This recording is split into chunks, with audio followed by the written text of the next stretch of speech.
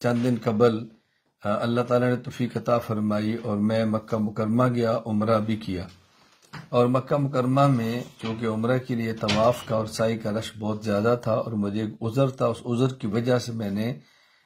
طواف اور سعی کو پیدل کرنے کے بجائے باقاعدہ الیکٹرانک چیئر کے اوپر کیا۔ اور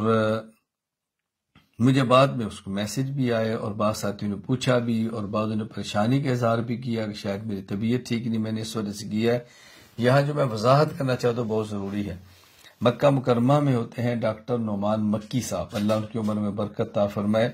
انہوں نے مجھے ایک تحریر بھیجی جو کہ تحریر ایک سوال کا جواب تھا، اور وہ جواب مفتی محمد عمر شفیق حجازی دامت برکاتہم نے مرتب فرمایا تھا، اور مجھے بے حد خوشی ہوئی۔ میں نے ڈاکٹر نعمان صاحب کو شکریہ بھی ادا کیا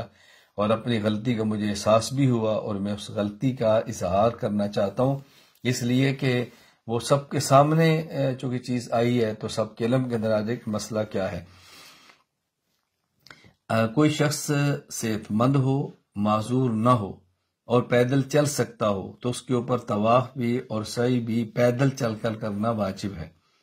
اور معذور نہ ہو اور اس کا عذر نہ ہو، اور اگر وہ ویل چیئر پر یا الیکٹرانک چیئر پر یا کسی بھی ایسی چیز پر سوار ہو کر سواری پر وہ طواف کرتا ہے یا سعی کرتا ہے تو اس کا اعادہ واجب ہے، یعنی سعی اور طواف دوبارہ کرے، اور اگر نہیں کرتا تو اس کو دم دینا پڑے گا، طواف کا دم الگ ہوگا اور سعی کا دم الگ ہوگا۔ یہ مسئلہ ذہن نشین فرما لیں۔ میرا ایسا عذر نہیں تھا کہ جس کی بنیاد پر میں سواری پر سوار ہو کر سعی یا طواف کرتا،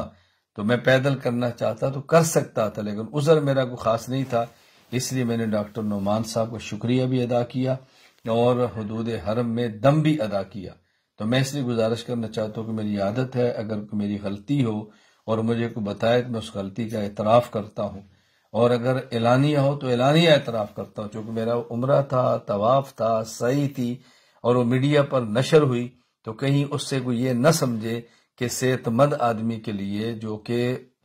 پیدل چل سکتا ہو اور پھر بھی سعی اور طواف یوں سوار ہو کر کے تو اس کے لیے گنجائش ہوگی، قطعاً گنجائش نہیں ہے۔